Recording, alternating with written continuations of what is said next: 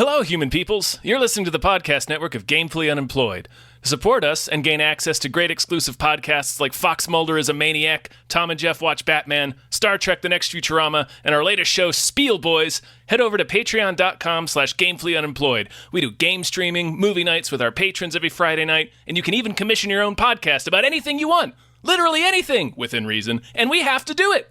You are quite frankly out of excuses not to go visit patreon.com/gamefullyunemployed. That's patreon.com/GAMEFULLY unemployed, which is spelled like it sounds.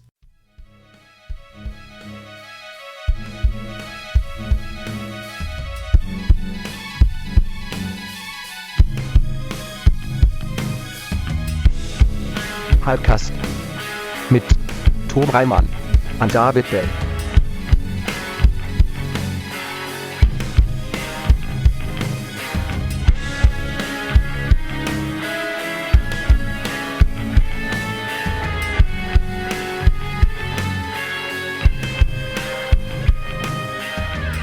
Hello, everyone. We're on the episode of Hypecast! Hypecast. It's the show we get hyped about stuff and things. I'm your co-host, Tom Ryman. I am your other co-host, David Bell. I'm Michael Vincent Bramley. I think I come in here. Yeah! You do, and you did. did. Right. Nice. Welcome, This time. Michael. How are you? First time guest. Yeah. First time. Long time listener, first time caller. Yeah. Welcome. We should have had you on long ago. Thank you so much for being on. Yeah. Thanks for having me. Thank you. Do you want to just, at the start of this, like tell, what's your deal?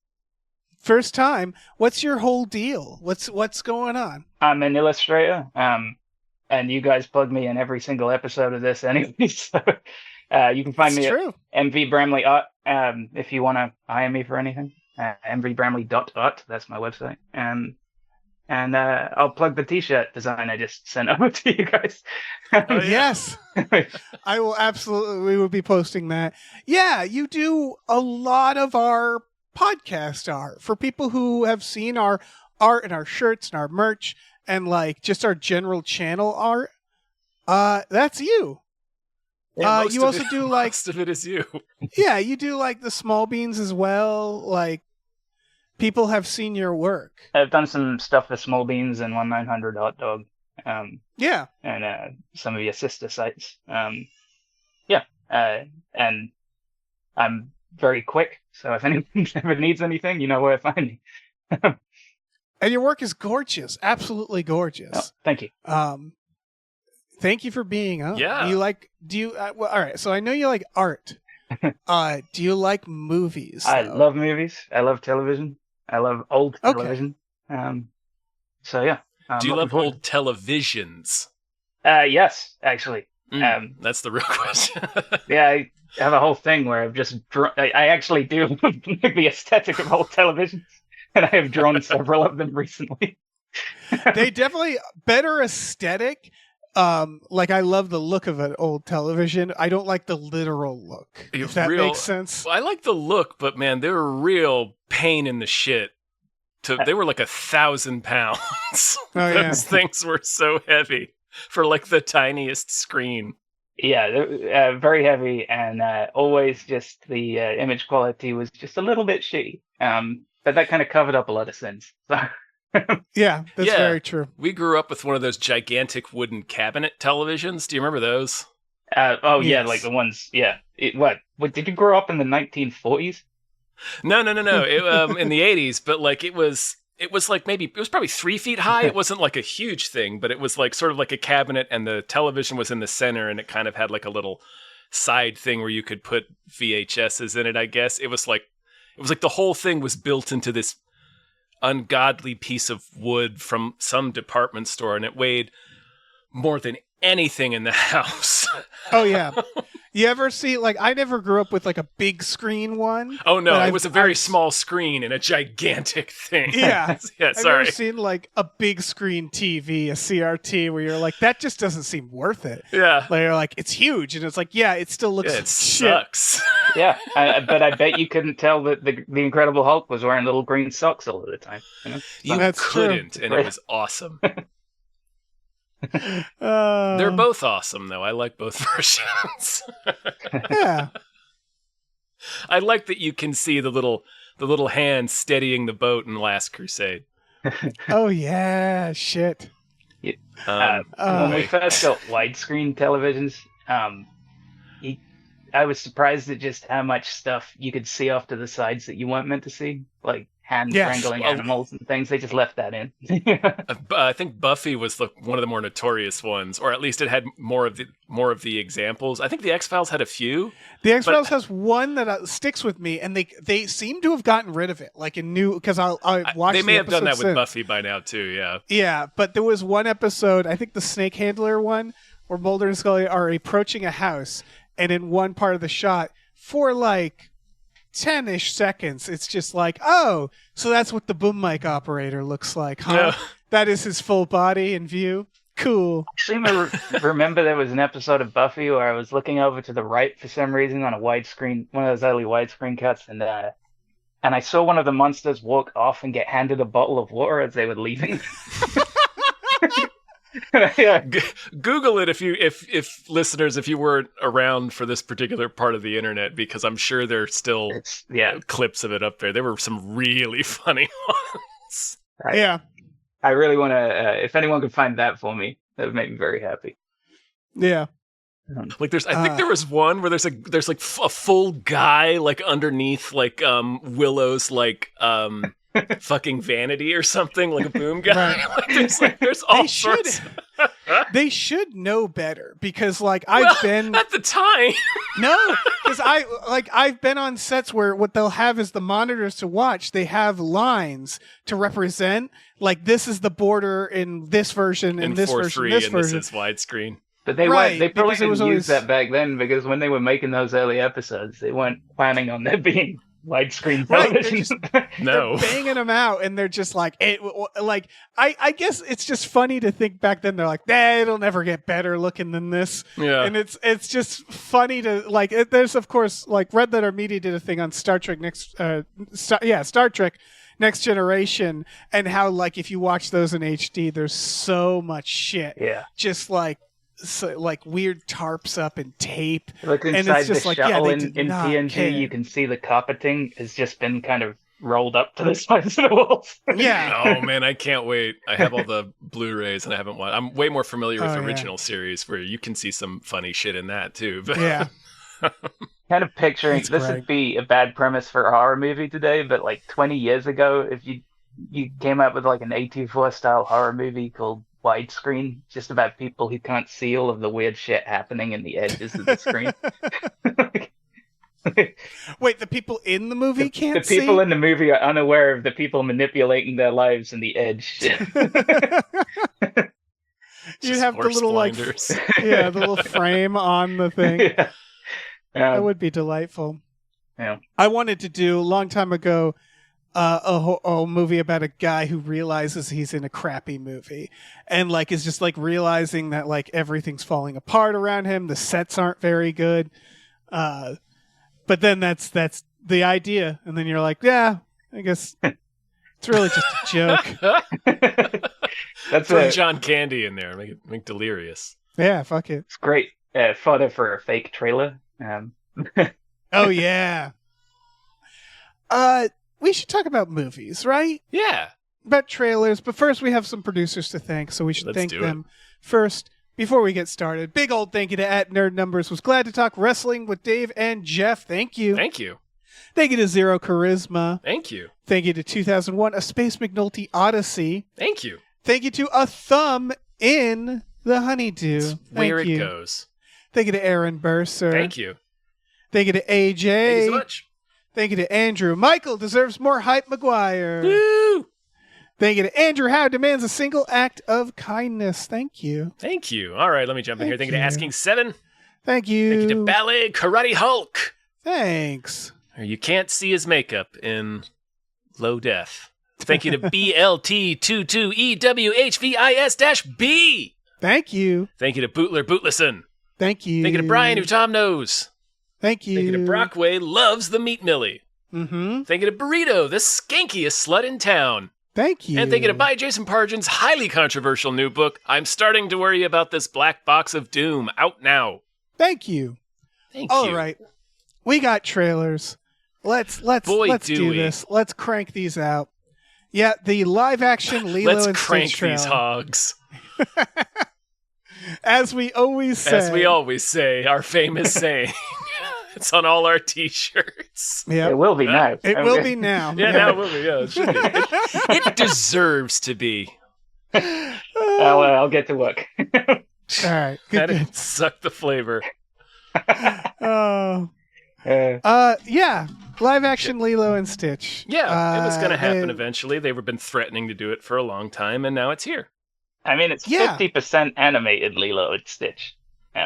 Yes. Yeah, it's the same horseshit as like the live action Lion King. Yeah. Hang on.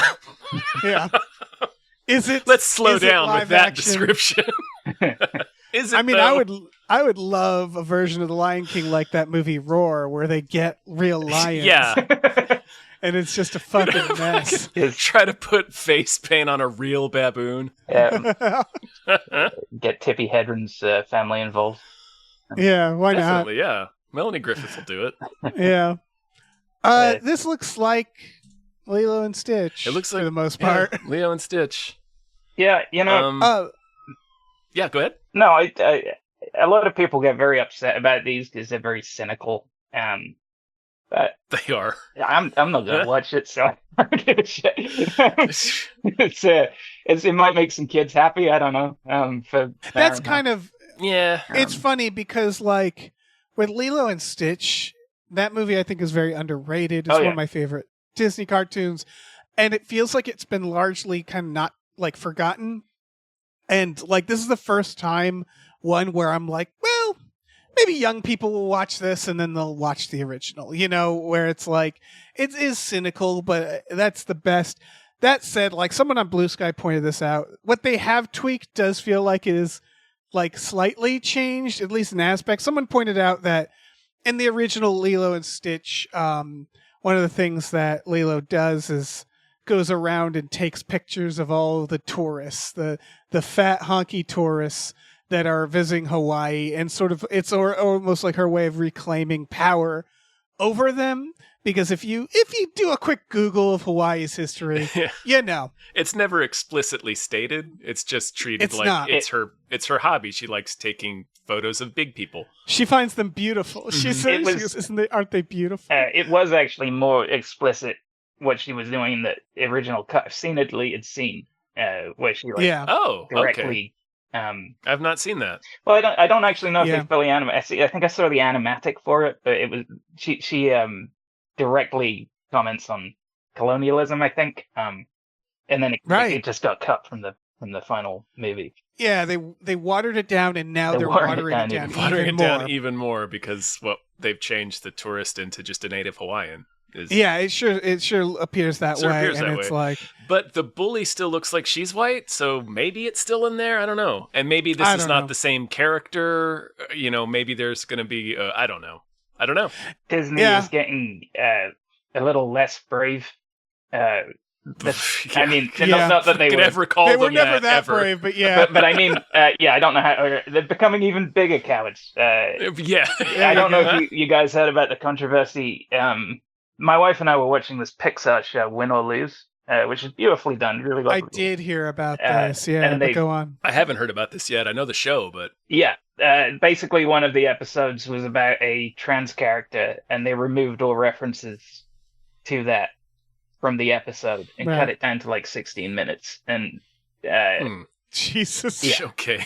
So it's like it's obviously the weakest episode of the whole series now because you feel like you're missing like a lot of context. Yeah, it's as if a character has been completely like pretty much cut out. That like again, they've always been performative with this stuff. Like you know, there's the long history of them being like, here's a gay character, and it's like where.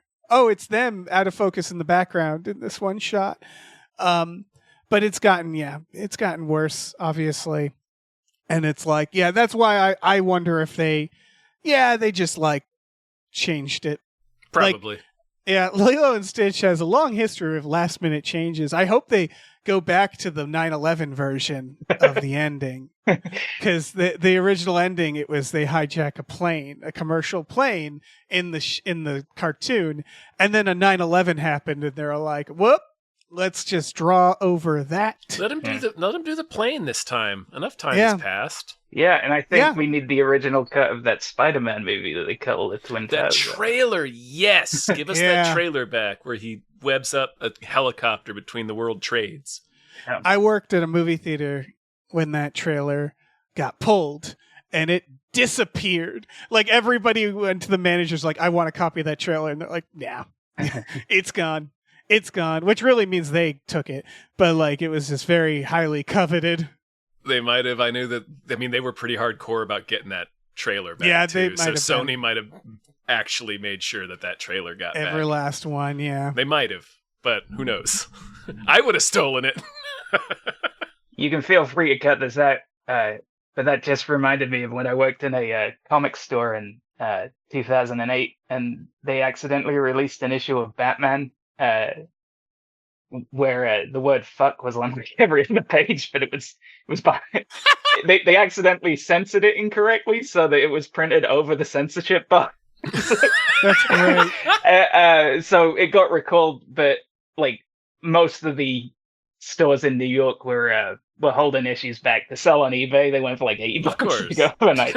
Oh yeah. So, cut that out if you want. That's delightful. No, it stays in. Yeah, I thought you were going to be like, feel free to cut this out, but I thought 9/11 was okay. I think Spider-Man did it. Yeah, Spider-Man Clearly. did 9/11. I mean, did we ever? Can jet fuel melt webbing? No. Yeah. No, it can't. It's stronger than steel. Yeah. It is. So that's Lilo and Stitch. That's Lilo and Stitch. Let's talk about this next one, which is called Government Cheese. It's crime twee. It's extremely Soderbergh, but it's not Soderbergh. Yeah. Yeah. I liked this trailer in that I sort of know what it's about, but I also felt like I didn't know what it was about. I bet that this goes to some really weird places. Yeah. Yeah, a lot of the things are describing it as surreal. Yeah. It's... What the fuck is it about? It's like a about guy inventing a drill. Yeah, he's like a an self-sharpening ex-con. drill. Yeah, he's trying to develop a self-sharpening drill to like make a better, like he says he wants to get on the straight and narrow and like make a better life for his family and stuff. But it looks like old guys from his crime life are calling up a debt that he supposedly owes. Yeah. And looks like there's a lot of wackiness in there. There's Bokeem Woodbine wearing a wacky hairpiece, so you know that's going to be fun. It looks kind of like Fargo-ish too, speaking of Bokeem Woodbine, so... Yeah, I was getting slight Fargo vibes off of it, but... Yeah, that's a good comparison. I feel like there's been a trend in television lately of sort of Afro-surrealism, and I think I've liked every version of that I've seen. Like the stuff Donald Glover did, or... I haven't seen nearly enough of it. You should watch Swarm. But It's a good self-contained series. I really enjoyed it. Which one? Swarm. It was a Donald Glover series from a couple of years ago. Oh. But I think that this is going to be good. I think, this looks like it's going to be a fun series. I thought it was a movie initially, but it's a series. Yeah, I really had to like read the description on YouTube to figure out if it was a movie or a series, but that's another trend where I feel like a lot of trailers are like, are we a movie or a show? It's going to be on Apple. You're going to have to find out. The lead is David Oyelowo. Looks Where do good. I know him from? Oh, gosh, he played Martin Luther King in with Selma. Oh, yep. Lincoln. Good role. He's in one of the Planet of the Apes ones, I think. Nice. I think I get the feeling it has like the potential to just go completely bonkers, like a Boots Riley movie or something. Like I get the feeling it's going to take there's this big contraption in like the end of the trailer that they're wheeling out on some truck, and I don't know. There's talk of how time is a flat circle. It looks like there's like a time machine or something that comes in there. Yeah. It looks Like it goes pretty nuts. Yeah. I'm quite excited for this one. I think it's going to be good. I think so too. Speaking of Boots Riley, I haven't seen I'm a Virgo yet. I still need to watch that. Me neither. It's great, but it's also got some real gross, like depictions of food in it that squiff me out a little bit. But I really like that show. I need to see it. I mean, sorry to bother you. Hana still hasn't seen it. Oh, and if man, you know I gotta Hana, and if you watch know that. Sorry to Bother You, you know why that's a tragedy. You need to sit here. You guys need to have like a date night and watch that movie. Yeah, I need to. Nobody tell her. make them watch Nobody it. listening. Nobody tell tell her. Hana. I'm a Virgo as a series, but yeah. Oh yeah. Yeah, I I'm need a to. Virgo I need to too, watch the shit out of that. Yeah, well, we were also talking about Sorry to Bother You. It needs to. That's a Anyway. Yeah. great movie. Speaking of great movies, this next movie is called Bullet Train Explosion, Mhm. and it is about that. It's Okay, I got a sad amount, like distance into this trailer before I realized that it wasn't a Bullet Train sequel. Thinking, oh yeah, total that's coincidence. true. but yeah, it's a little embarrassing. But I was thinking Brad Pitt was going to show up at some point. I mean, that would have been great. Yeah, this looks great. Yeah, it is what it is. It's a Japanese action film going on Netflix. Speed on a and train. it's Speed on a train. Speed on a bullet train explosion. And honestly, I'm almost a little ashamed that we hadn't made this already. We didn't that someone didn't walk into an office 20 years ago and go speed but a train. That should have been And they Speed 2. relit That would have it. been a way better Speed 2 than Speed on a Yes. boat. Then you could. Yeah, we would never have stopped talking about Speed 2 for a good reason. Yeah. I'm ashamed that it wasn't called Speed Explosion. Yeah. Why did we leave that on the table, Jan de Bont? They should do Yeah, that for the that's US release. Speed Explosion? Just put Keanu Reeves' face on it. I just discovered a really good reason to watch this. It's the director of Shin Godzilla, which was a very fun Godzilla movie. So yeah, gonna have to watch this. I need to rewatch Shin Godzilla because I saw the dubbed version and I can't watch dubbed live action things because it messes with my head. And it always sounds so shitty. So I got to watch the actual subtitled version. For sure. I just got to watch it again. But I also have to watch this because, I mean, I don't know what else to say train about explosion. Yeah, I don't know what else there's to say. It's Speed on a Train. It's Speed on a Train. And they that's like it. it's what's great is they're doing sort of the beats where they're like, we need to get another like train next to it and put the passengers on it, Mhm. and they did that in Speed sort They of. sure did. And it's like, but it's on a bullet train. It's like you could just do all, like they should have to jump the train. They should do all the things that are in Speed just on a train. That alone is like, it's all we really need, right? Like, I don't need them to reinvent Speed. Just on a train. Only I need them to reinvent Speed a little bit with the bullet train and the explosion specifically. Yeah. I'm good with that part of But it. everything else just Everything else, just keep it the same. Yeah. Get Jeff Daniels in there. Oh my Get God. Dennis get Hopper's Jeff- bones. Throw it on top of the train. Connor Roy. Yeah, that's right. Yeah. Cameron Fry, get his ass in there. Yeah. Decapitate Dennis Hopper's skeleton. Yeah, just knock his skull off. He doesn't mind. It's a skull. No, It's not he'd be on attached it. to anything. No. Oh my God. All right. Next one is, I think that's all that needs to be said about that, because this next one, this next one's called Gunslingers. It is a Western with Heather Graham and Stephen Dorff, but mostly Nicolas Cage. And I want to say at the top of this, I don't think he's actually in this movie much.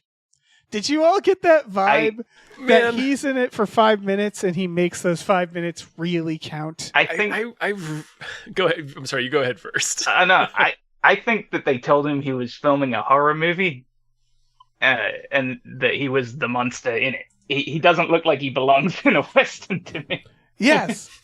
They should have called this movie, Look What We Got Nicolas Cage to Do. It looks He's like wearing he a wandered bowler. in from another movie. Yeah, Cowboy Dracula. That's the vibe I'm getting. Or like a state fair. Yeah. Like a Western fair that happened to be next to where they were filming. Yes. And Nick Cage just wandered over. Most of this trailer, they keep cutting away to him watching. As if he's always sort of on the side of every scene observing. His glasses are crosses. At like X's. Are plus signs. They're plus signs. And they're rose colored. He's wearing a bowler. And he is, folks, he is doing a voice. He's doing a voice. A voice, all caps. Like without much voice. It's like a croak more than a voice. Yes. He is at an 11 every line. I don't know. Yeah, it's a croak. It's the voice. It's like the sound of someone who's dying. Yeah, like if you at any given moment. Like he's playing an actual like a ghoul, like a I don't know, like yeah, a deadite. It sounds like the ASMR a ghoul jacks off to. Yes. Like, yeah, it sounds like someone is trying to make a zombie come. That's the voice he's doing. This trailer is also it doesn't tell you much about what's actually happening. It's just a bunch of really cool moments. And they're playing what sounds like Rage Against the Machine, but I looked it up and I don't think the song actually exists. It's like they got AI to approximate a song. It sure sounds like the friend of the director's band or the director's band. I mean, it just sounds like a shit Rage Against the Machine song, and it's so like out of place with all this Western imagery and like. I think this is going to be amazing, guys. I really want to see this movie. I'm so excited. I love how it barely looks like a real movie. You could have told me that this was like a fake trailer that somebody designed to, I don't know, lure me out to a cinema. Right. It looks. I mean, the video, like the quality looks like it was shot on like 2008 prosumer camera quality. Yeah. It is. It looks like somebody made a cowboy movie on their iPhone at a Texas roadhouse. Yes. The plot is a town named Redemption, a reformed gunslinger. Sorry. Fuck you. Right? Also, in this IMDb synopsis, they do not capitalize redemption. It says, in a town named Redemption. This isn't a real little R. Oh, man. Reformed gunslinger. Is it a town or a live journal? Ben. I think. Hold on. They're guided by a spiritual leader named Jericho towards vindication. That's the plot. I think that they've done just enough to make it look like they made a movie so that when they can it for tax purposes, no one will ask questions. Yeah, this does feel like maybe a crime was being committed. This feels like money laundering. I really need to see this film. I'm so excited to watch Stephen Dorff this. shooting people in a producer's backyard. Look, man, we haven't even talked about Stephen Dorff. He's looking like he's the only person taking this seriously. He's taking it real seriously too. Like he's treating it like this is his Unforgiven, which maybe it is. I don't know. This is coming out on VOD April 11th. We are so close to watching this movie. Yeah, we're gonna watch it the day it comes out on movie night for sure. It's going straight to video, straight to VOD. Like, of course it is. Yeah, it just it looks like it's a bunch of gunfighters coming in to extract Stephen Dorff from this town. It makes me so happy because we were talking about Nicolas Cage not too long ago about how he's been making like really good, weird, interesting movies, and it feels like he's just not churning them out as much. And then you saw this trailer. Exactly, and I was like, "Oh, thank goodness!" He's still here. He's still here, guys. I wouldn't be surprised though if this was made 10 years ago, and it's just like it was just coming been out. kind of languishing. But I'm so fucking excited for the. By the way, on IMDb, they don't have a poster. It's just a picture of Nicolas Cage in the bowler That's all you hat. need. Because again, it feels like they know. This They know they got him, and he was like, "Yes, I'll be there for a weekend. That's all you got, and I'm gonna do a whole thing." He looks And like it's a not in the script. cosplayer. Yeah, It looks nothing I'm gonna do incredible. is in the script, but I'm gonna do it, and you're gonna film it, and then you're gonna put it in your fucking movie, and that's what He happened. looks like a character in Guilty Gear. yeah. looks like it was filmed for Quibi. Yeah. It's got. It really does. Just the Quibi quality, like it's hard to explain, but if Yeah. you saw it, you know it. It's like the difference between a movie and a daytime soap. Did Yes. you see the? I never watched it, but there was a Quibi thing. I desperately wanted to see the Sam Raimi one with Rachel Brosnahan in it. She's got like a golden. Oh, the Golden Arm. Yeah. Yeah. What was that? It was like A to That's Z got- horror yeah. or something. It was Is the there- I Quibi, forget. but it looked like this. Like the way that it was shot, like if I remember correctly, looked like this. Yeah, just a lower quality camera. Yeah. Can you watch Quibi? Nobody knows. Is Some All right, I'm some looking. stuff you can. Somebody bought the library. I forget who Roku. it was. It's Roku. Okay. all right. You can watch Quibi on Roku. God, the future sucks. Can watch Quibi So- on Roku. So thank God. for Dave, they that. would have burned you at the stake a few hundred years ago for saying that sentence. We were promised flying cars that run on garbage, and we got Quibi on Roku. Yeah. And you know what? It does run on garbage, so we got Yeah, I halfway suppose there. we got that. And Some of these Quibi shows look legitimately very good, and Reno 911 had a Quibi. Yeah. Like I will have to. Quibi was unfortunate because what made Quibi so frustrating is that no one was going to watch Quibi, but it looked like there were some like very good ideas and scripts and talent that was like just burned in the Quibi All of the fires. shows were just movies broken up into 10-minute chunks. Right. So it was frustrating to watch. Like even like because I was watching some of them. I was working at Collider at the time, and I was reviewing a few of them. And yeah, it wasn't just like frustrating to like try and find it in that format. It was also just it was a pain in the ass to have to sit there and watch it on my phone. I'm an Right. adult. Like I want to look at my TV. that is exactly how I watched Conclave the other day, though, in 5-minute chunks on my phone. And that is how I'm going to The way it watch was this meant. movie, Gunslingers, when it comes out. Mhm. Oh, I'm going to inject it all at once, like the Matrix. Oh yeah. You're going I'm to gonna mainline grind it up I in a think that- powder Mainline and just stick it in my ear. Gunslingers. Just put it in a liquid and stick it in my ear. Yeah. If that What are we happens talking and you about? need somebody to replace Tom on this show, Yep. Here on next. Let's talk about this next one, All Souls. This is like a crime thriller. It's got right, yeah. Honora in it. Yeah, Mikey Honora is Madison. there. This looks like a 90s thriller. Like, she's like her old crime drug boyfriend kidnaps her daughter and is making her do crime stuff for him. That could have been like an Ashley Judd.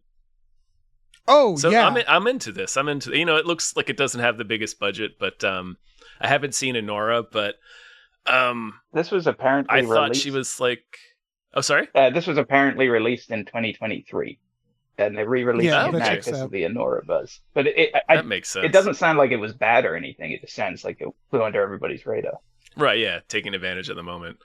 But yeah, I was going to say I thought she was memorable in, Once Upon a Time in Hollywood as one of the Oh, Mansons. and she was in Squeaky I just Fromm or remember she was something. in Scream. She was Sadie Right. Mapletz. Right. The she one was he in sets on fire with the Scream. flamethrower. Yeah, that's right. She is in Scream. Hmm. She does have like Manson family vibes. Well, it Like was she's one of those actresses that like you know, she's getting cast very specifically, I think. Like, she's getting typecast. Maybe, because what I was going to say is, yeah, the only things I had seen her in, she was explicitly, like, a bad guy. Yeah, where they're like, we're casting you as a lot. Yeah. You're going to be a lot in every fucking movie. Okay, I haven't seen Nora yet. I've heard there's a lot of screaming. Yeah. It's sort of like, it's like Pete Davidson, right? Where it's like, how many offers does he get to be like, okay, so you're a drug dealer? And it's like, yeah, I know. I know I am, drug okay. Dealer. Yeah. I get it. Okay, so you're kind of like a dark character. I bet I am, all right? I bet. So you guys thought this, you like the look of this trailer? I mean, it looks like kind of cheesy melodrama. Like, it looks kind of trashy to me but like in a way that appeals to me, like not necessarily in a bad way. Sort of like popcorn thrillers, I guess. You know, I probably would give it a shot. Like a Running Scared, only not as bombastic as like a Running Scared. Sorry. Right. There's just a quality about it that, like, I find a little off-putting, and I think it's just that it's all completely in the dark. Like, every frame of this trailer is ill lit, and I hate it when this. Like, this happens a lot in shows like The Walking Dead, where you get two characters in a room in the dark whispering, and I'm squinting to see what's happening and trying very hard to hear what's happening. Right. I get the feeling that's a terrific viewing experience. This is going to be, and you don't need to do that, but they think that it's you don't have cool. to do that to me. Yeah, they don't have to do it because you're creating the reality of the scene, and you're deciding that it needs to be dark and quiet. And I don't think it adds much aside from frustration, at least for me personally. So I think that this movie is like, it's gonna piss me off, but I don't know. Maybe I currently, and I need to fix this. My living room, my TV is across from my window, so there's glare. So now, whenever a movie is dark, I'm like, well, not watching this during the day. I can't see a fucking thing happening in this movie. Sure can't. That's when you put it on your phone and you watch it in 5-minute installments. This is what Quibi was all about. You go crawl up underneath Willow's vanity next to the boom guy and watch it on your phone. No, it just, I don't know. It looks like kind of like a Judgment Night level of quality to me. I'm hoping it's a Judgment Night. I'm hoping she starts like I think it's capping fools. I think it's good. Yeah, I think it's going to be like a little more grounded. There's some stuff with her daughter that makes it seem like a drama. Tom, will you be painting matching skulls on you and your child's face? Yes, yeah. Okay, good. The problem with doing that is that people aren't going to be like, oh, so scary. They're going to be like, oh, you like the Misfits. And it's like, yeah, but I'm also scary. And they're like, yeah, are you though? Are you? Yeah. Is Glenn Danzig scary? Yeah. No, the answer is no. Next trailer is called Jane Austen Wrecked My Life. Great name for a movie. This is, I know in the notes you're saying the movie is French. This is a British film. They're all British. They're all British movies. You know it. Anything over there is British. Yeah. This is like, I love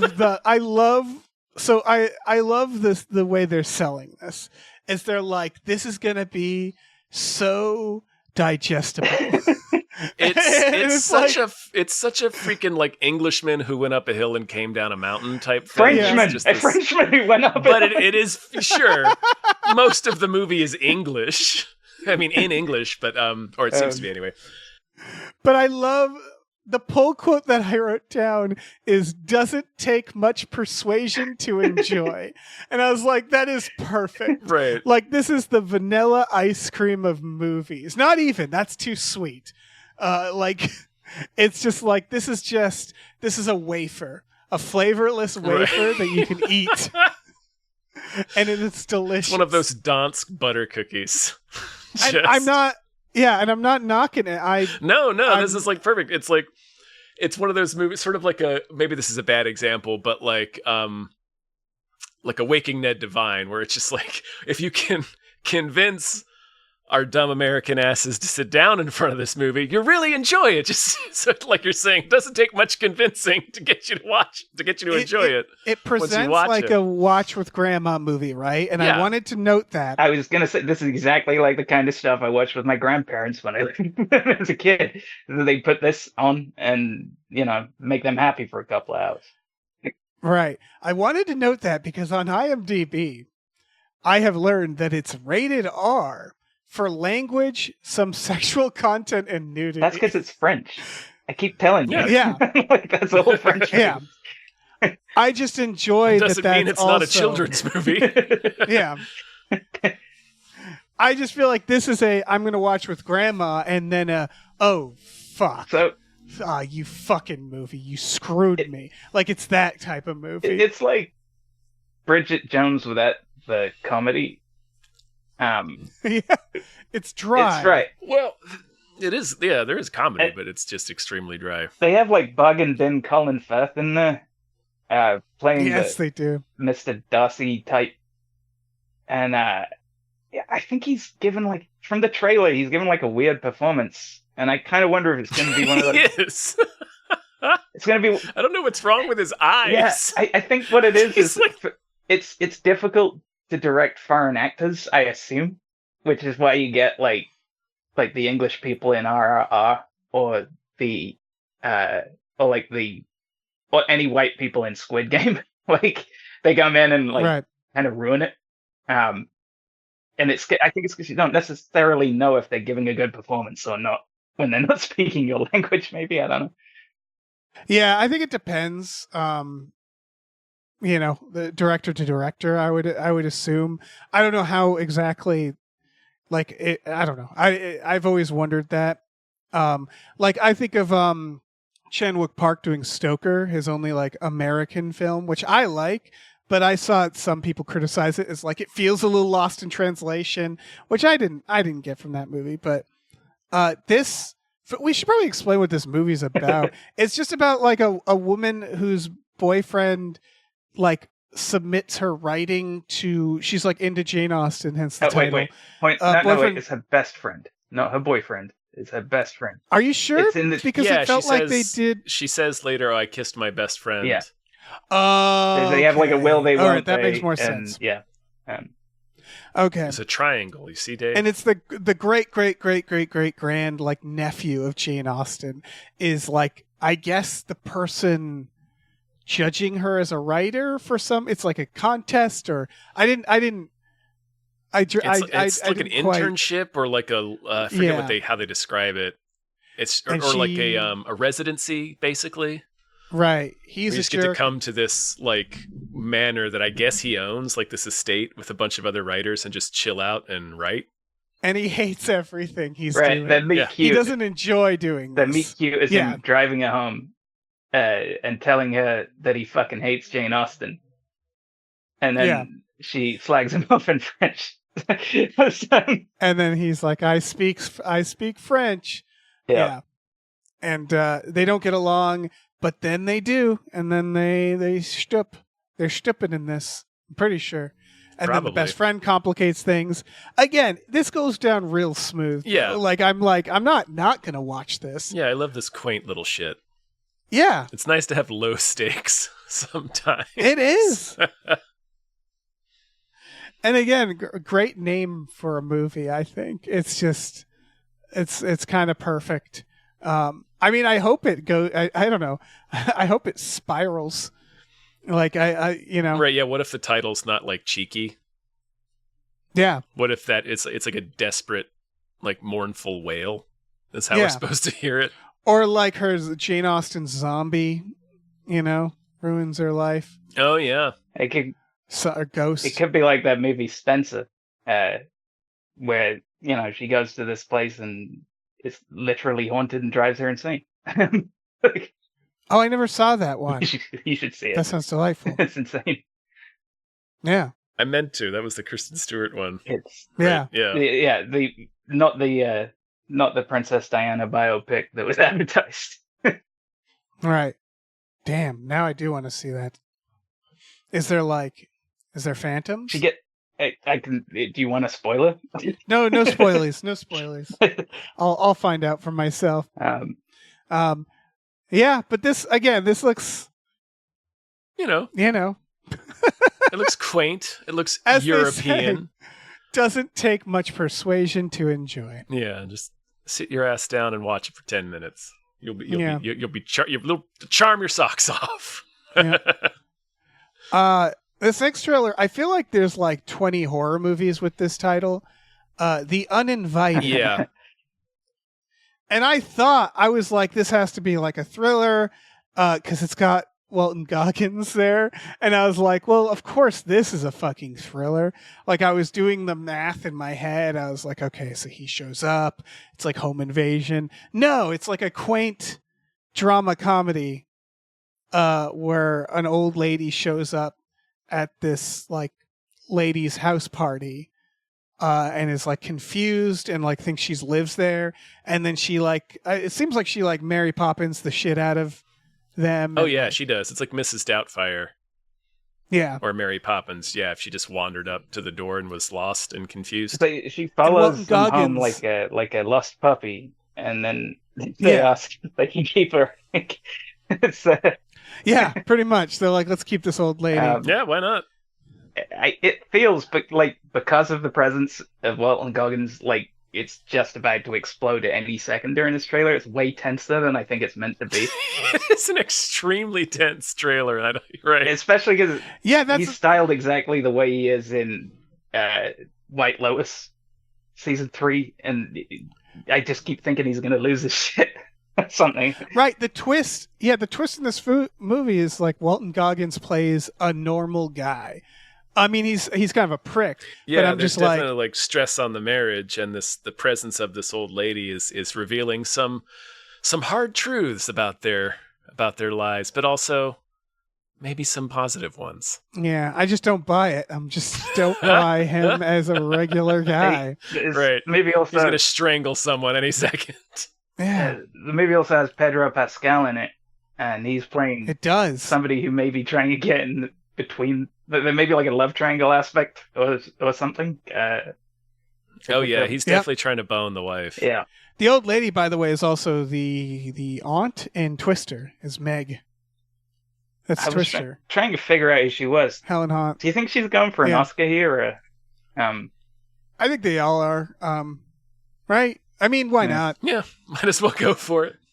The director made The 11th Hour. Remember that movie? No. That was like an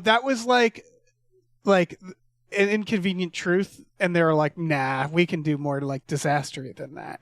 And it's like a climate change documentary. It's just a weird thing to have done and then do this, but good for them. I also wanted to point out that there's a guy in this, I had to look up his name, Rufus Sewell, and he's like the most evil seeming British, but he may be a nice guy in real life, but he's got the most villainous aura about him. Oh, he has a long career of playing British villains. Yeah. For sure. He's the bad guy in A Knight's Tale. And oh yeah. Well, he's the good guy in Dark City. That's right. Yeah. But he's unsettling in Dark City.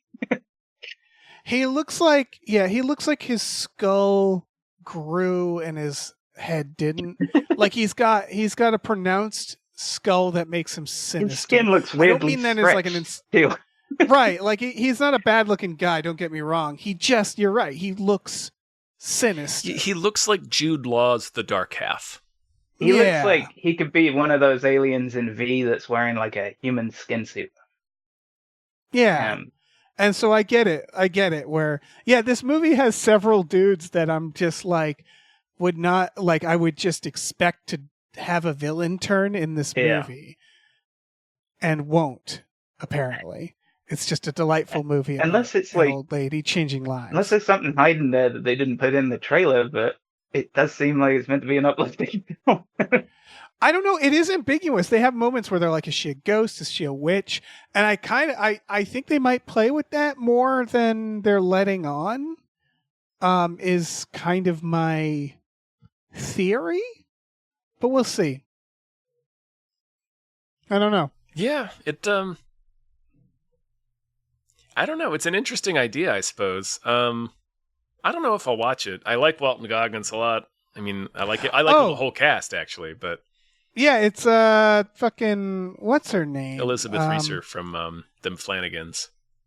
Yeah, is she also? I feel like is she 6 feet under? Or am I mistaking that? No, I don't. No, you remember it because she's the mortician in Hill House.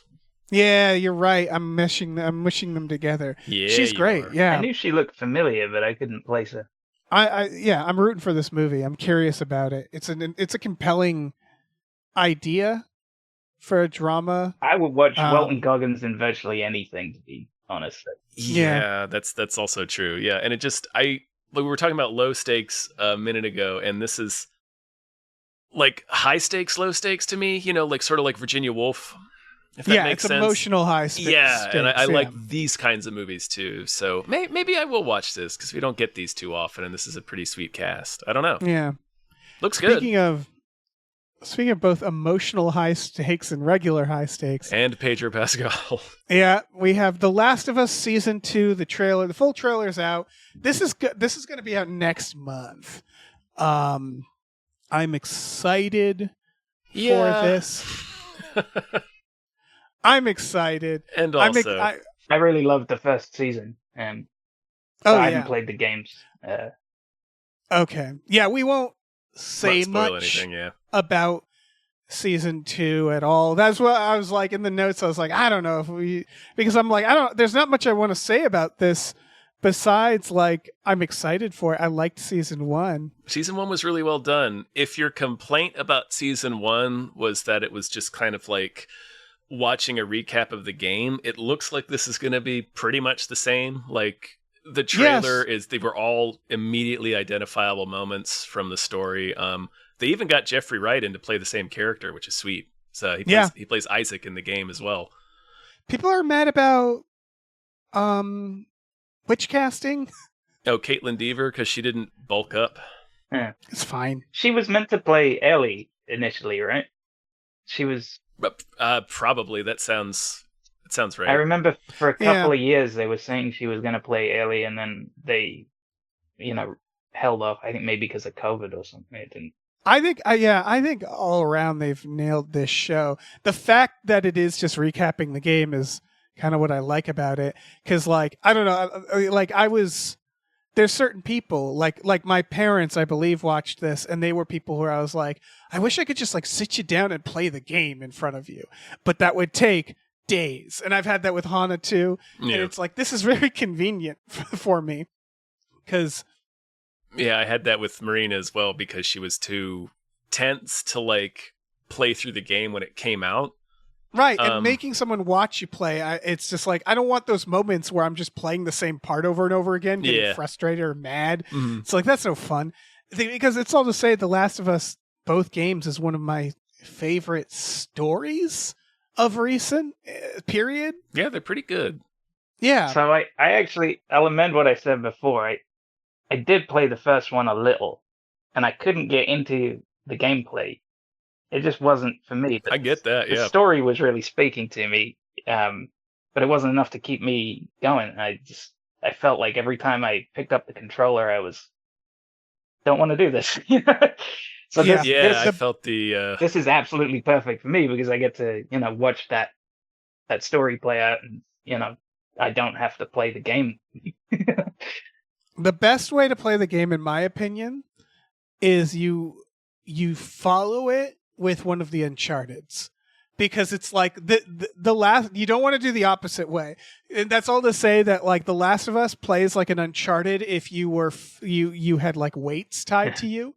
Does that make sense? Where you're like, Jesus Christ, this is a slog. I have to like find bullets and shoot. I do not enjoy the game. I enjoyed the story. Yeah, I've played a couple of Uncharteds and I quite enjoyed them.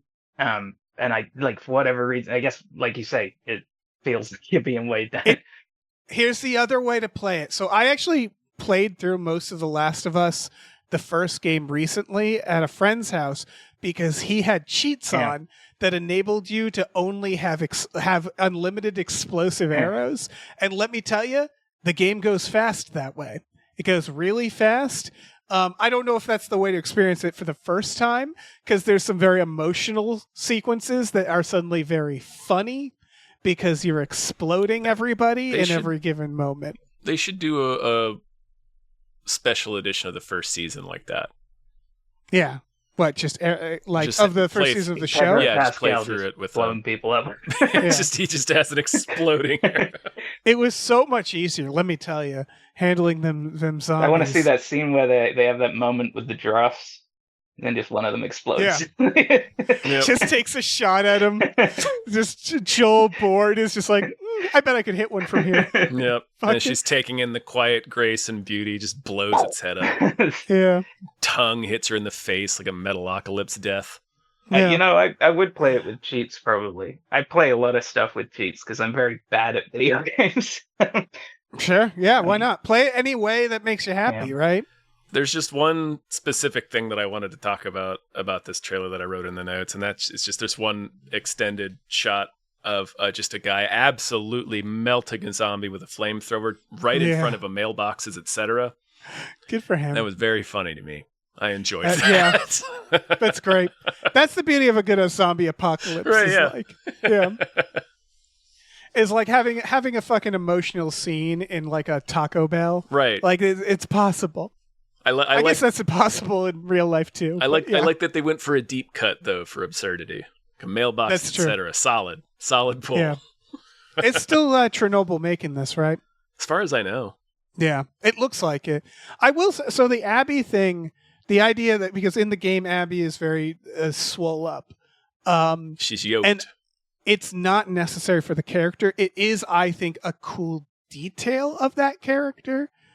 It's part of her character for sure. Yeah, it explains a lot about her. And anyway, Caitlin Deaver would have to be like a bodybuilder for a year. Yeah, like that's the thing. It would be, or they'd have to give her like a suit. And I'm like, neither of those. And so that's when I'm thinking about the two options. I'm like, yeah, it's fine. Well, because it's not even a bulking up situation. It's like a Nick Cage and John Travolta thing in Face Off, where it's like these are two entirely different like body structures. Like, yeah, I'd rather have a good performance. Yeah, than it doesn't look even exactly like the character. The her being bulky like was meaningful to the character, but it's not necessary. You know. Yeah. I mean, they could play it a little differently. I don't mind when they for change sure. things. Yeah. I think it's silly to get upset about. Those details. There are also she's a great actress as aspects. well. I think she'll do a fine job. Yeah, there are characters in this. I mean, the first season did this too, but boy, I'm having that feeling where I'm like, don't fucking chicken out, HBO. About like there's some social commentary, there's some stuff in this. There's a lot of stuff in it, yeah. Yeah, there's a lot of stuff that like Disney chickening out of certain things, of cutting things from like Lilo and Stitch that HBO could potentially do here. And I'm trusting that they're fucking going full steam ahead here, right? Like the worst thing that they could do for this is not deliver on, well, here's the game. That's all they need to do. That's it. Do you think that they're going to go straight to a third season without a game as a template? Or do you think that... So what I've heard... Yeah, sorry, Dave. You're probably going to say the same thing. They're splitting the second game into two seasons. That's what I heard, yeah. Which, there's good... So I think this is both good and bad. The reason I think it's good is that we get more, and it is a very intense game with a lot of details, right? It's like adapting a book, where it's like there's plenty of source material. I do think the premise, without giving anything away, the trick of the game is like a little less effective that way. But probably not so much that it's a problem, like that people will understand it. The game does something narratively that kind of makes you go, "Whoa, holy shit!" So that's your something that cliffhanger, video I guess, games. if you split it into. I think it's that's the issue, is that it's actually less effective as a cliffhanger. Yeah. As much as it is like a moment where you go like, oh fuck, that's what we're doing. And it's really hard to talk about it otherwise. Yeah. But there's just, yeah. We'll see. We'll see. I'm looking forward to it. It's gonna be good. I'm sorry. Yeah. I said I'm looking forward to it. This is going to be a good one. It's a killer story.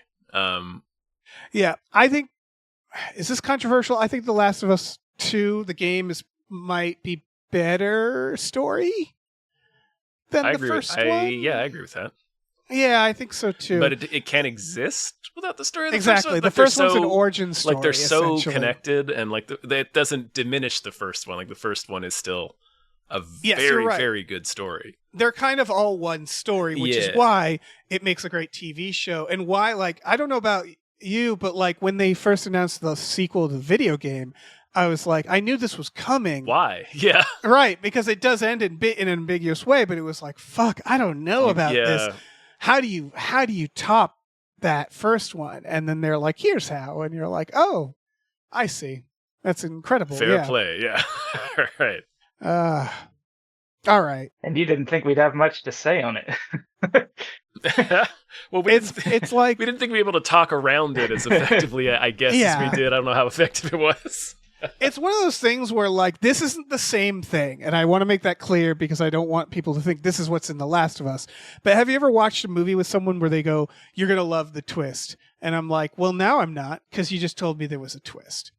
You know what I mean? Where it's like, if you don't want to, you want to, like, and there, for the record, there isn't like a twist in to be expected. That's not what we're talking about. But it's that same idea, is like, I don't want to talk about it narratively at all because I just want people to experience it. Yeah. You know? Well, I guess we'll just say, I don't know, because even that's spoilerish. I don't know. I'm done talking. Yeah, we're done. We can move on. Yeah. We can thank some more producers. Let's do it. Big old thank you to Chester's Prophet. Thank you. Thank you to Christopher Robert Sparks Esquire. Thank you to Dan Hackroyd. Thank you. Thank you to Dave Ruff. Thank you. Thank you to David Knife Boot Henson. Thank you. Thank you to Deborah's Awesome. Barbara is Great and Cancer Can Go to Hell. Thank you. Thank you to Driftless Thinks He Can Dance like Parishnikov up Mount Everest. Thank you. Thank you to Exploding Runes. Thank you. Thank you to Funky J. Mostly Comes Out at Night. Mostly. Thank you so much. Thank you to Heathcliff. Heathcliff's Helping Handfuls. Thank you. Thank you to Highlander. Likes the way Tom says pretty sweet. Thank you. Thanks, buddy. All right, let me jump in here. Thank you to Ombre. Thank you to Impossible Worlds. We have your Swaim and we'll release him for the cost of your subscription. Thank you. Thank you to Joe Man, Joe Man, the annoying skeleton. Thank you. That guy gets me every week. Thank you to Lieutenant Frank Drebin, Police Squad.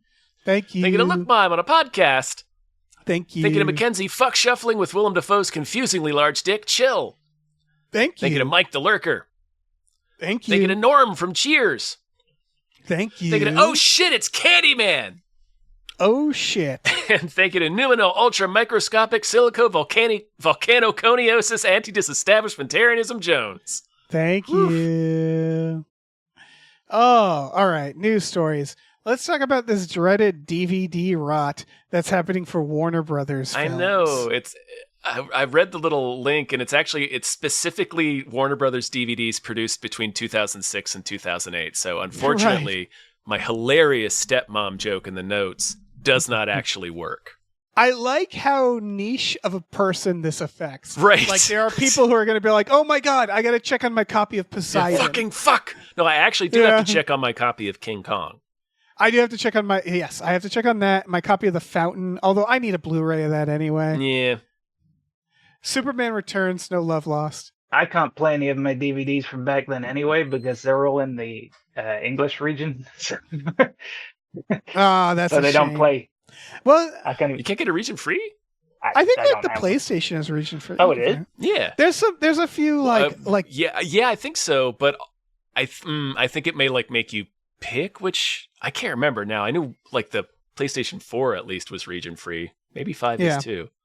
I will say, okay, so some people out there who are worried, Your copy of Beer Fest, you need to check on. Need to check on your copy of The Prestige. The Fountain, I do need to check on my copy of The Prestige, yeah. A Scanner Darkly, The Departed. These are all at risk. Pan's Labyrinth is at risk. So, like... There's some good stuff on the table here. Yeah, I actually have some of those. Yeah, I like a couple of these. I like how it took this long for people to realize that this was happening. Like, it's not like just suddenly all those DVDs stopped working and everybody was like, okay, this just happened yesterday. Like, I wonder how many years ago the laser rot set in and it just took this long for somebody to drop playing the DVD. Yeah.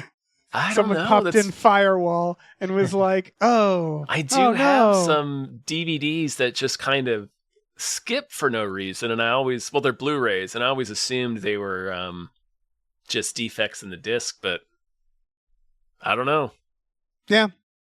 So a little public service announcement. Warner Brothers DVDs from 2006 to 2008 V for are experiencing Vendetta. a rot. According to this, it's saying that they will Batman replace Begins. the DVDs. Yep.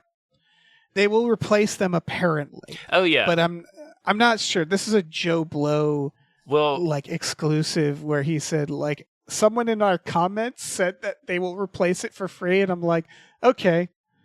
That's certainly a source. But yeah. That would require me to actually go and find them. Yeah, I'm not going to do that. Yeah. No, I'll just buy Blu-rays. Apparently you can email the customer support team to rescue your, okay, good. Matrix DVDs. I suppose. It's funny because DVDs, I don't know about you, but like, I remember updating to DVDs and being like, no more degradation. Like my VHS tapes. Not degradation. That's not right. I don't know. They were falling apart. I once vomited on a pile of my VHS tapes, and I'm so sad about that. My copy of Mallrats, I remember, got fucked up. Some of them still worked, but they did not smell good. I like every part of that sentence. I vomited on my pile of VHS tapes. You just had it was a pile. Yes, we had a party. It was a party. Alcohol may or may not have been involved, and this was back in the day where we had to watch things on VHS, and I just had like a pile of movies that we watched, and I vomited on the pile, and it made me very sad. Well, now you can get any DVDs you vomited on replaced.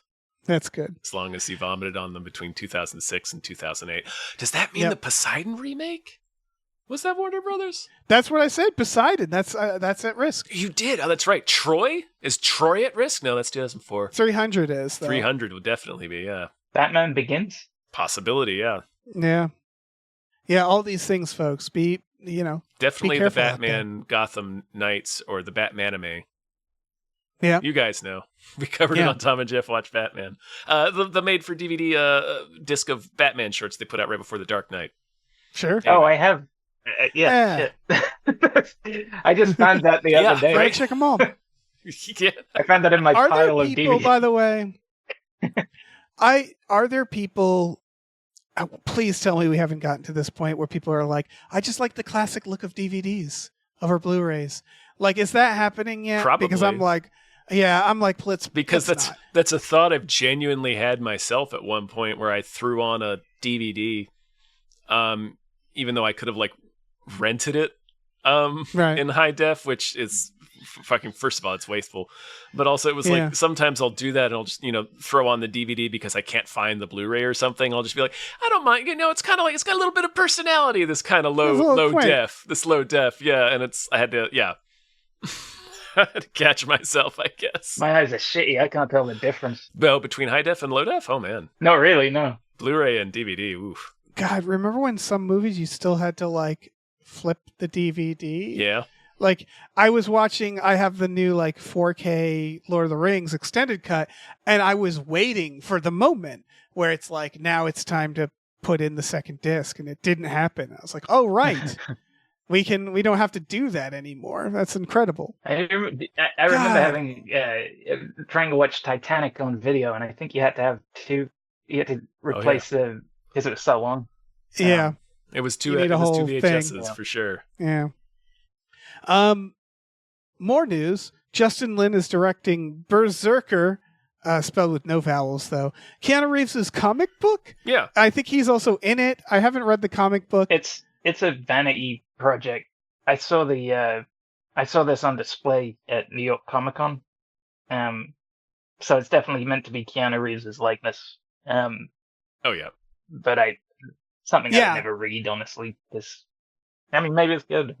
Yeah, I don't know anything about it. It could be great. He's like This some did immortal feel- badass, I think. That's all I remember. Oh, that's so good. Yeah. Yeah, this felt like something where like a group of executives are in a room for like years and they're like, listen, someone has to make this. like it feels like that. Like we all love Keanu. He's been calling us every day. It really does feel like that because who are we gonna get? there is no difference between this Keanu Reeves comic book, Berserker, and William Shatner's Tech War. There is no difference. The difference is it's Keanu Reeves. And he's honest about Yeah, it. and He they need writers, him. I guess. I don't know. Right. Yeah. They Also, need that, like- yeah. I don't. Keanu Reeves. I don't think is writing this. Like Shatner actually writes Tech War. Oh, claims to. I don't know if he actually. Yeah. Oh, sure. Yeah, Yeah. sure. I mean, maybe he does. I don't know.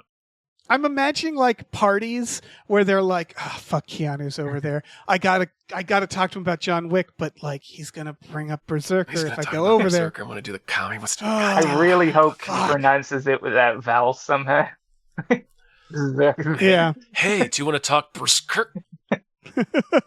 Sure, I guess. You speaking Klingon, dude? What the fuck was that? Yeah, I think that there's this trend, and this is mostly something you saw about 10 years ago, a little over 10 years ago. People were trying really hard to use comic books as a backdoor medium for like pitching movies. Oh yeah, Yeah. yeah. Like Almost always. gosh, sucks. Gene Simmons' kid. Oh, Nick Simmons. Yeah. Nick Simmons. That's right. This also feels to me like another trend, which is something that's been going on for quite some time, which is celebrities write children's books, which we love. I saw Matthew McConaughey's children's book the other day in a store, and that haunted me. Just hearing the line about they stay the same age. Yeah, right. But man, I hear my daughter's first or current favorite thing to watch is Sing, so I hear McConaughey's voice every day. Oh yeah, you do. But as an adorable koala, All right. who I will assume does not lurk around bars leering at underage girls. Let's hope he doesn't No. do that. Does he put on an Australian No, accent? the koala. He doesn't. Straight down the middle. Yeah. He's just a charming little koala in a bow tie. You know, he's just a I nice get little it. guy. A koala. When I look at a koala, I'm like, I can see a Matthew McConaughey. I would like to see him do it as Makes Russ sense. Colt from True Detective. That would be amazing. He tries to not sound. He tries to bury his Texas accent. Anyway. That's Sing. Yeah. That's Singcast. Singcast. So yeah, this will be fun. Also, I watch it. It feels very Vin Diesel-y, but yeah, there's no malice it's behind Keanu Keanu Reeves. that Yeah. anyone can detect. So I will happily watch whatever this turns out to be. I'll Yeah. always watch a Keanu Reeves movie if I have no other options and it's available for free. So I'll watch it on streaming eventually Sure. at some point. Keanu Reeves is that guy where we all love him, and it's like he's either gonna one day die, and they're gonna find so many child bones in his basement, or it'll be that from beginning to end. We'll love him, but or he'll like, be Jimmy Stewart. I Yeah. think he'll just leave the planet Action his own Jimmy way. I Stewart. don't think he'll die. He'll just walk yeah, up some or just vanish. aerial stairwell and, I mean, his role in Cyberpunk, I think he was just flat out telling us what's gonna. Yeah. I've uploaded my consciousness. I'm an engram. forever. So final news, we have what's his name? Zach Kreger, who is like from the Whitest Kids You Know. Yeah. Comedy background. He did Barbarian. Everybody was like, "Holy moly!" Yeah, look I at love this. Barbarian. Yeah, you And now really he's like got- Barbarian, both of you, right? Yeah, I didn't know. Yeah, I I liked really it. enjoyed it. I wasn't feeling it. I don't. Didn't Yeah. groove with you. He is now doing a Resident Evil, which He's also doing a horror movie called Weapons that has Josh Brolin in it, which frankly I'm also interested in. But he's doing the next Resident Evil, which part of me is like, this is a fantastic news. The other part of me is like, what about Welcome to Raccoon City? Yeah, I was a little sad because I liked Welcome to Raccoon City. Yeah, that was actually really It was fun. underrated. Yeah. Yeah. Everybody watch Resident Evil Welcome to Raccoon City from 2001. The director of that did 2021, I think. Yes, I was close. What I realized is that the monster in Barbarian is actually very similar to a character, or like a monster in the first Resident Evil game. It's like a big mutant daughter that wanders around. The Tyrant? Yeah. Oh, the mutant girl or the Tyrant at the end? The mutant girl. I was just thinking, I haven't played it in like 20 years, but there's some kind of mutant daughter or something. Yeah. She's in the.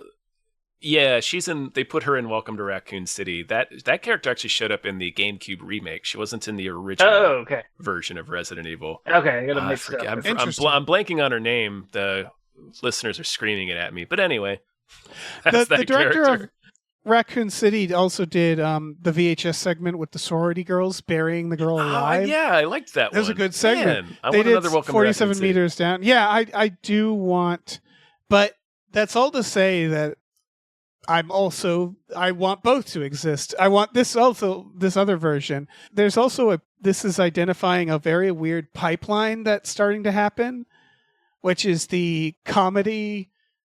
I guess it's been around for a while, but the comedy to horror pipeline is just like, it's now also going to like I guess I'm thinking of Hard Eyes, where it's like internet comedy to horror is also happening now. Yeah, and Jordan Peele and... Yeah, it's a hell of a pipeline. Because it used to be like Jordan Peele at first, where you're like, who would have thought? And now it's like when any comedy, like, especially more like sketchy or like zany comedy, I just assume they're going to make a horror movie and have a budding horror. And it's going to be great. And good you guys on who did that. the Menu. Yeah. Weren't they College Humor folks or something? Or The Onion. It was one of the other. I can't remember.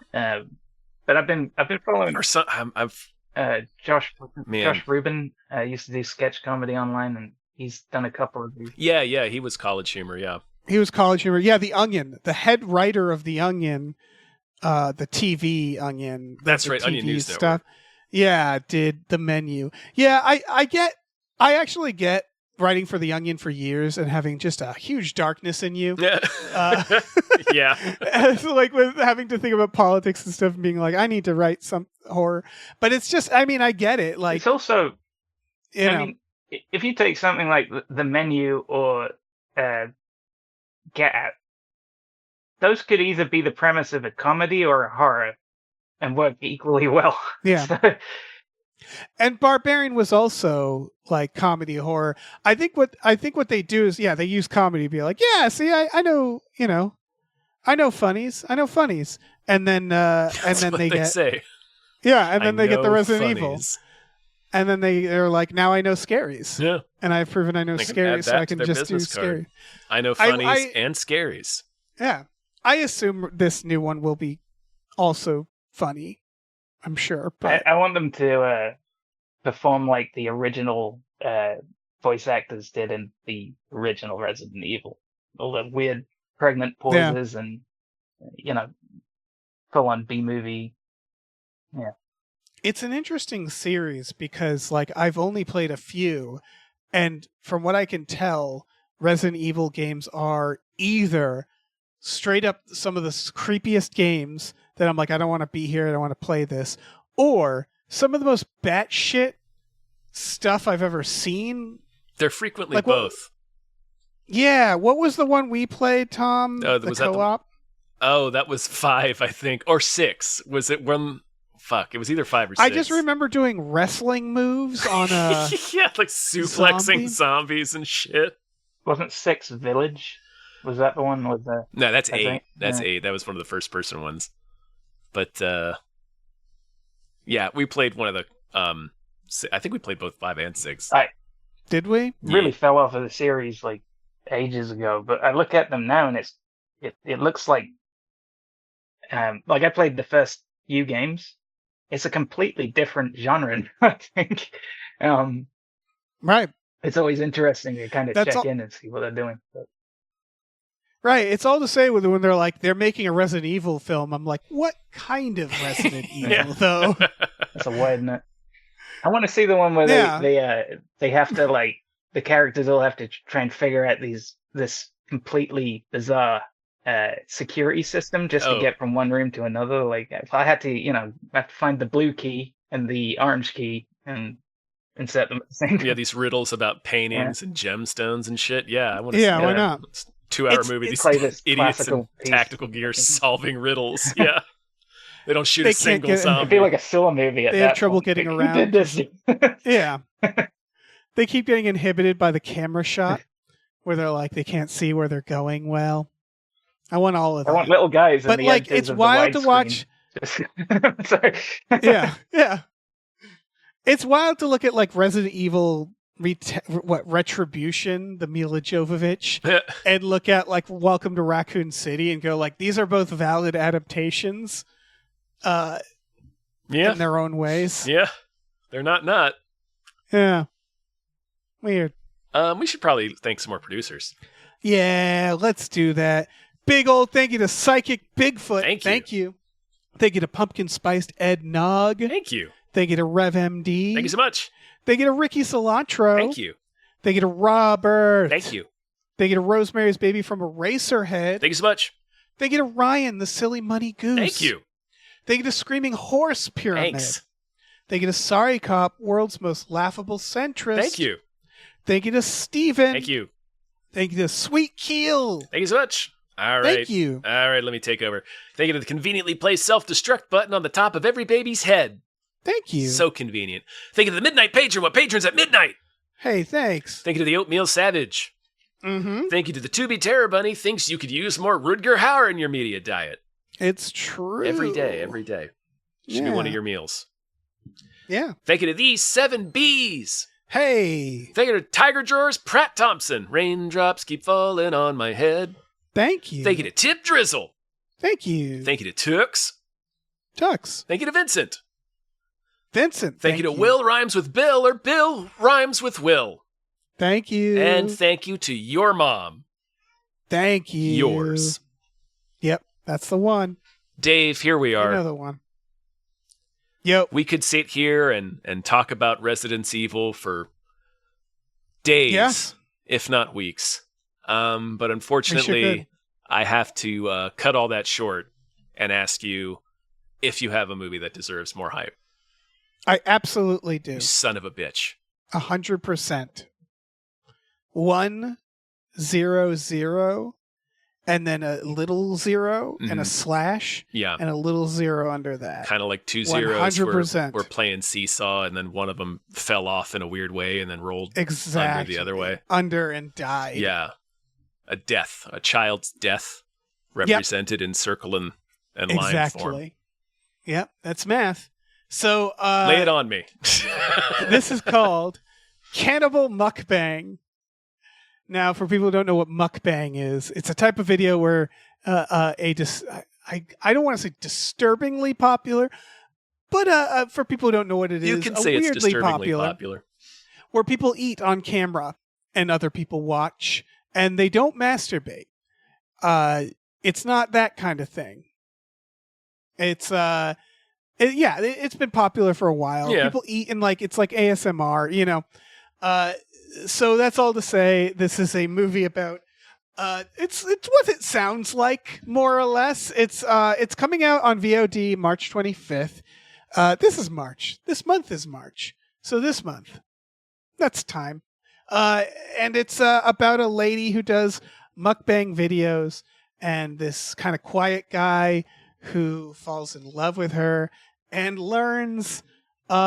She's fucking eating people. She's tracking down specifically people who are predatory, like rapists and shitty dudes, and like making herself seem like she's a target, and then killing them and eating them on camera, cooking them up so they don't look like people, it seems. The poster for this looks like a very old school like horror in a way. It's a fun little poster. What's surprising about what I just described is that you can kind of imagine what movie this would normally be. The reviews, and there's only a few reviews, are calling it like more of a romantic movie than you'd assume, and more about like their relationship and just more thoughtfully made. There's apparently a really good use of color, a color scheme representing like her and him and like his life without her. There's apparently really good performances in it, although the performances are also noted as being like purposefully kind of campy as well. But it's like a kind of more of a delightful love story. Like this one review says it's a unique blend of sex, violence, and gore combined with an endearing warmth and romance. And I'm like, oh, okay. And they note like it's the like those are very different themes, but they managed to make it work, which is a lot of horror I think lately has been able to play with tone. And movies in general, it seems like it's one of those. It apparently has a bit of a message to it as well. It's just like surprisingly very well made and emotional. Like this one describes it as emotionally stirring. I'm like, what the fuck? All right. Because there's a version of this, right? Where like, I think they even know it because I don't know if you noticed in the trailer, the opening shot looks straight up like the Troma logo. And I'm wondering if it was purposefully made like, I think that's what you'd imagine when you hear about this movie. And I don't think it's actually that. But I think it's sort of, you know, it knows that that's what it's presenting as. What'd you guys think of this? I mean, I'm into it. I think, yeah, I'm into it. I mentioned earlier, I don't like, I get like a little grossed out by food things and movies like this. Oh yeah, you did mention that. But yeah, that's true. but I'm into this. This looks great. It looks like a video nasty, which I have a lot of like nostalgia for. So like this looks, the poster alone looks like something. If it was their VHS cover in like 1993, like you and your mates would all go and like rent that when they didn't have what you wanted at the video store, and you'd have a great time. But I really love the look of this. I think this is going to be great. I think there's that certain genre we've been doing like throwbacks for, right? Like I know they're making the Toxic Avenger again and stuff like that. Yeah. And a lot of those have been like leaning towards like kind of irony and comedy. And it's kind of interesting to hear a movie like that sounds like it's exploring like, well, what if it's not just that? Yeah.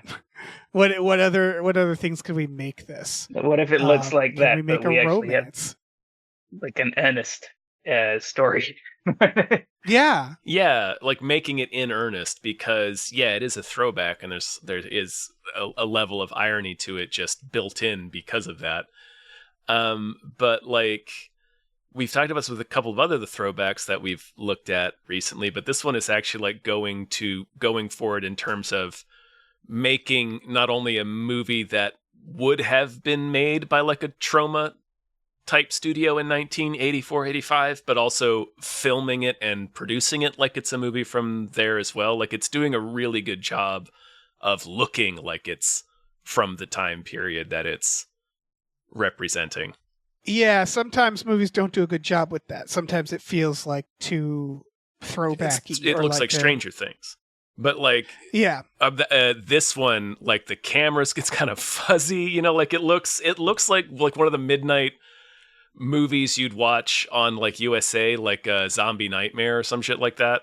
Right. And I think it's a hard balance because like I personally like the Grindhouse films, which I enjoy those movies, but my gripe with those Grindhouse, the Tarantino, Robert Rodriguez was like, it almost felt like it had a camera filter on it, you know, where I was just like, I don't need all the film effects on it. Yeah. that's all to say. I felt like they leaned too far.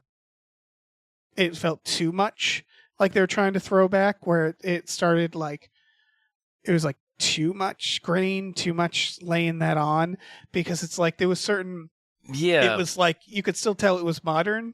Yeah, I'm not. You know what I mean? Where it's like there's CGI in it. You know, right. It's just like I don't know. I'm not talking about just that as well. I'm talking about that's what I'm like shot selection and pacing and staging. How some of the scenes are staged. It's just like we don't really block scenes like this anymore. And this looks like it paid attention to that. Yeah, like another House of the Devil is a movie I watched recently. I was like, man, they really nailed. They really nailed the tone. Director of Barbie's in that. I always forget that. She's all over that. Anyway, this looks really good. The director, Amy Kuge, Kuge. I don't know if I'm pronouncing that correctly. She's only produced stuff, so I don't know. This is her first movie. Looks great. I'm excited to watch it. When did I say it's coming out? March, this month on VOD. Yeah. I don't know where you can find it. Probably where you can find most things. Streaming. It's going to be, Yeah, the internet. You know. Where you can watch It's on Mukbang. Quibi. Yeah, it's on Quibi. On Roku.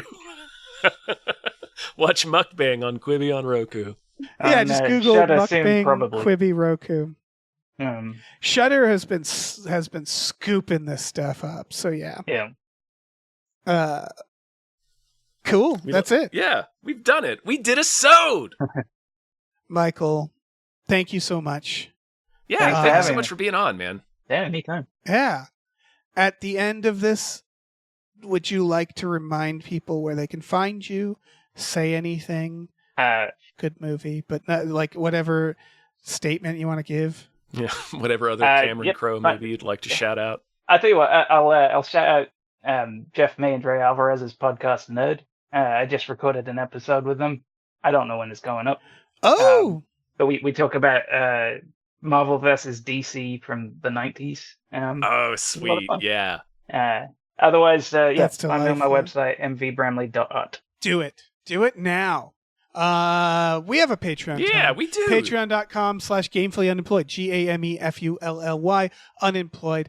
We have exclusive podcasts on there like Tom and Jeff Watch Batman and Fox Mulder is a Maniac and Star Trek The Next Futurama and Spiel Boys. Those are all things every Friday night, this Friday. Today, we in watch fact. movies. Yeah, we watch movies with our patrons every Friday night.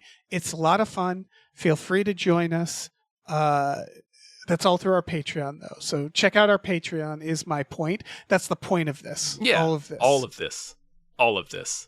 Yeah. We have watched Titanic on a movie night, but we we've also watched House of the Devil on a movie night. Mm-hmm. We also have a store. Head over to gamefullyunemployed.com where you can find a link to our Teespring store where you have all kinds of cool original artwork by cool original artists like Michael Vincent Bramley, this guy here, Starlene Hodge, Justin Brown, and others. So check that out. We've got a new design that he just whipped out on us today that will probably be there today if you look. Probably. You know what? I'll put. If it won't, it'll be there soon. Do you want to describe what it is? It'll be a surprise. Yeah, I kind of want to We'll leave surprise this people, to be honest. Hopefully it will be out when you're listening to it, though. We'll call it a surprise. So you know. We'll skeet it out. We'll skeet it out. Just you were. Yep. Oh. Is that what we're saying now? Yeah, that's what I'm saying. I don't like guess that. It's all right. We'll jizz it out. We'll jizz it out. Catch our jizz. We'll just toothpaste tube that out. Squeeze that. Yeah. Grunt one out. Yeah, like your frosted Grunt out sugar a cookies. skeet. I listen every week, and I can't remember if this is how you usually end these. Yeah, more or less. Yeah. Our viscous bodily fluids. Yeah. All right. Yeah. All right. Bye. Bye, everybody. Bye. Hey, listen, our music is produced by Chris Corlew. You can find him on twitter.com as The Corlew or go to shipwreckedsailor.bandcamp.com. mvbramley.com. Our channel artwork is produced by Michael Vincent Bramley. For more of his work, go to mvbramley.art. Our episode artwork is by Justin Brown, available on Twitter as Justin T. Brown or at artnessbyjustinbrown.com. And finally, additional artwork is by Starlene Hodge. You can find her work at starlenearts.com or on Twitter as StarleneX. Cool. Goodbye.